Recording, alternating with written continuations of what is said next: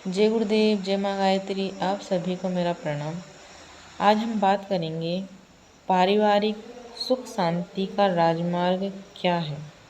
आइए जानते हैं। गृहस्थ जीवन में जितने भी सुख हैं वे सब दाम्पत्य जीवन की सफलता में सन्निहित हैं। दाम्पत्य जीवन सुखी न हुआ तो अनेक तरह के वैभव होने पर भी मनुष्य सुखी, संतुष्ट तथा स्थिरचित न रह सकेगा। जिनके दाम्पत्य जीवन में किसी तरह का कलेश, कटुता तथा संघर्ष नहीं होता, वे लोग बल, उत्साह और साहस युक्त बने रहते हैं। गरीबी में भी सुखी और प्रसन्नता का जीवन बिताने की क्षमता दाम्पत्य जीवन की सफलता पर निर्भर है। इसे प्राप्त किया ही जाना चाहिए। वैवाहिक जीवन की सफलता में आर्थिक, सामाजिक और संस्कारजन्य कारण भी होते हैं, किंतु मुख्यतः मनोवैज्ञानिक व्यवहार की कमी के कारण ही दाम्पत्य जीवन असफल होता है। वस्तुओं का अभाव परेशानियां जरूर पैदा कर सकता है, किंतु यदि पति पत्नी में पूर्ण प्रेम हो तो गृहस्थ जीवन में स्वर्ग तुल्य सुख उपभोग इसी धरती पर प्राप्त किए जा सकते हैं। दुख का कारण अनास्था और त्रुटिपूर्ण व्यवहार ही होता है। इसे सुधार लें तो दाम्पत्य जीवन 100% सफल हो जाता है। सुखी दाम्पत्य का आधार है पति पत्नी का शुद्ध सात्विक प्रेम। जब दोनों एक दूसरे के लिए अपनी स्वार्थ भावना का परित्याग कर देते हैं, तब हृदय परस्पर मिले जुले रहते हैं। प्रेम में अहंकार का भाव नहीं होता, त्याग ही त्याग चाहिए विशुद्ध प्रेम के लिए। एक दूसरे के लिए जितने गहन तल से समर्पण की भावना होगी, उतना ही प्रगाढ़ प्रेम रहेगा। दाम्पत्य सुख प्राप्त करने के लिए प्रेम का प्रयोग करना चाहिए। यह हमें प्रेम, त्याग भावना, कर्तव्य भावना से ही हो। सौंदर्य और वासना का प्रेम प्रेम नहीं कहलाता, वह एक तरह का धोखा है। जो इस जंजाल में फंस जाते हैं उनका दाम्पत्य जीवन बुरी तरह बेहाल हो जाता है। प्रेम आत्मा से करते हैं, शरीर से नहीं, कर्तव्य से करते हैं, कामुकता से नहीं। प्रेम में किसी तरह का विकार नहीं होना चाहिए। शुद्ध, निर्मल और निश्चल प्रेम से ही पति पत्नी एक सूत्र में बंधे रह सकते हैं।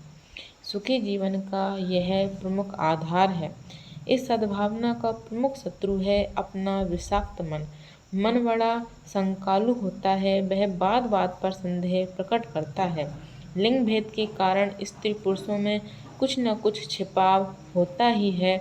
हल्के स्वभाव के व्यक्ति इन बातों को अपनी कटुता का आधार बनाते हैं। तरह तरह की कुत्सित कल्पनाओं से संदेह के बीज बोते और बेमनुष्य पैदा करते रहते हैं। स्त्री और पुरुष के बीच में एक विश्वास होना चाहिए। अविचलित विश्वास रहेगा तो दुर्भावना अपने आप दूर रहेंगी और दाम्पत्य जीवन का वातावरण विषाक्त होने से बच जाएगा। निस्वार्थ सेवा भाव हमारे प्रेम बंधनों को मजबूत बनाता है। सेवा मनुष्य का सबसे बड़ा कर्तव्य है। दाम्पत्य सुख की सुरक्षा में तो वह अपना विशिष्ट स्थान रखती है। सेवा का अर्थ जो ये लगाते हैं कि केवल सहधर्मिणी का ही कर्तव्य है, वे भूल में हैं। गृह कार्यों का संचालन स्त्री की सेवा है और धन कमाना तथा उससे अपने पत्नी की इच्छाएं पूर्ण करने में पुरुष की सेवा मानी जाती है।